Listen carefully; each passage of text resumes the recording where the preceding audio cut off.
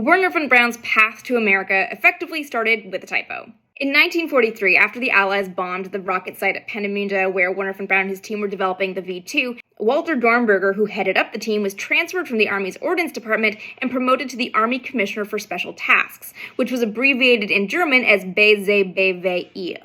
But when he got his official letterhead, the acronym was misprinted. It was printed as VZBW, which meant absolutely nothing. By then, Wernher von Braun was desperate to surrender to Americans and take his team and his work and all of his ideas to the Americans, so he came up with a way of leveraging that typo. His transportation coordinator, Erich Nimwegen, came up with an acronym that fit the typo, and he came up with Vorhaben zur besonderen Verwendung. Apologies about my bad German accent. Roughly, that translates to Project for Special Dispositions.